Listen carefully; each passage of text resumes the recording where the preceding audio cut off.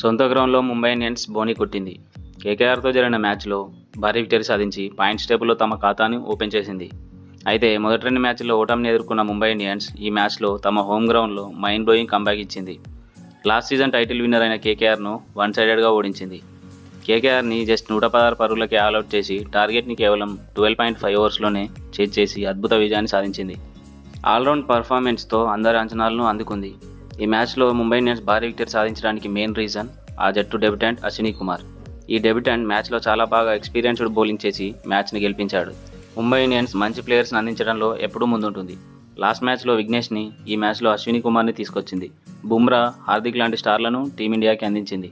ఇక ఈ మ్యాచ్ విషయానికి వస్తే ముంబై ఇండియన్స్ టాస్ గెలిచి బౌలింగ్ తీసుకుంది. ఈ మ్యాచ్లో విల్ జాక్స్ని, విఘ్నేష్ పుత్రుని మళ్ళీ ఆడించింది. ఇక ముంబై ఇండియన్స్ స్టార్టింగ్ నుండే కేకేఆర్ను డామినేట్ చేసింది. పవర్ ప్లేలో ముంబై ఇండియన్స్ బౌలర్లు చాలా పవర్ఫుల్గా బౌలింగ్ చేశారు. బోల్ట్ ఫస్ట్ ఓవర్లోనే సునీల్ నారాయణ్ని బౌల్డ్ చేశాడు. సెకండ్ ఓవర్లో దీపక్ చాహర్ డికాక్ని అవుట్ చేశాడు. దీంతో కేకేఆర్ 2 పరుగులకే 2 వికెట్లు కోల్పోయింది. ఇక కేకేఆర్ ఎక్కడా కంబ్యాక్ ఇవ్వలేదు. అయితే వారి ప్లేయర్లు వికెట్స్ పడుతున్న అనవసరపు షాట్లు ఆడి వారంతట వారే వికెట్లను సమర్పించుకున్నారు. కెప్టెన్ రహానేను డెబ్యూటెంట్ అశ్విని కుమార్ అవుట్ చేయగా వెంకటేష్ అయ్యర్ను చాహర్ అవుట్ చేశాడు. 23 కోట్లతో రిటైన్ చేసుకున్న వెంకటేష్ అయ్యర్ ఏమాత్రం ప్రభావం చూపలేదు. దీంతో కేకేఆర్ 41 పరుగులకే 4 వికెట్లను కోల్పోయింది.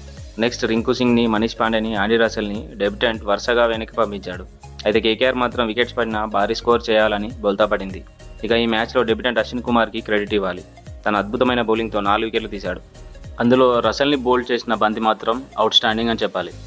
అశ్విని కుమార్ 3 ఓవర్లలోనే 24 పరుగులు ఇచ్చి 4 వికెట్లు తీసుకున్నాడు. ఇప్పటివరకు ఐపీఎల్ చరిత్రలో డెబ్యూటెంట్ ఇన్ని వికెట్లు తీయలేదు. అశ్విని కుమార్ ఈ రికార్డ్ని తన పేరు మీద నమోదు చేసుకున్నాడు. ఇక ముంబై ఇండియన్స్ మిగతా బౌలర్లు కూడా అద్భుతంగా బౌలింగ్ చేశారు.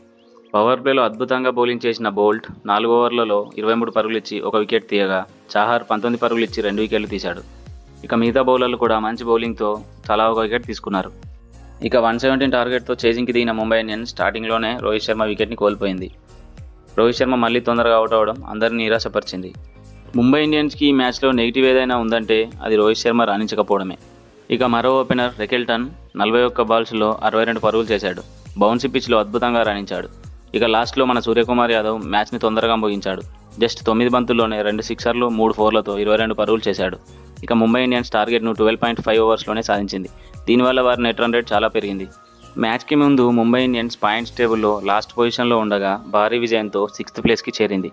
ఇక కేకేఆర్ టీం భారీ ఓటమి వల్ల నెట్ రన్ రేట్ కోల్పోయి 10th పొజిషన్కి వెళ్ళిపోయింది. ఇక 4 వికెట్లతో అలరించిన డెబ్యూటెంట్ అశ్విని కుమార్కి man of the match award దక్కింది. అయితే ఈ మ్యాచ్లో కెప్టెన్ హార్దిక్ పాండ్యా అద్భుతమైన క్యాప్టెన్సీ చేశాడు.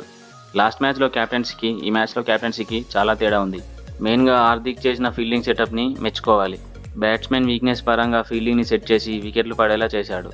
బౌలర్లందరికీ మంచి ఇన్స్ట్రక్షన్స్ ఇస్తూ మైండ్ బ్లోయింగ్ క్యాప్టెన్సీ చేశాడు. మీకు కనుక నా వీడియో నచ్చినట్లయితే లైక్ చేసి షేర్ చేయండి. మరిన్ని ఇలాంటి క్రికెట్ అప్డేట్స్ కోసం మన ఛానల్ని సబ్స్క్రైబ్ చేసుకోండి. Thank you for watching.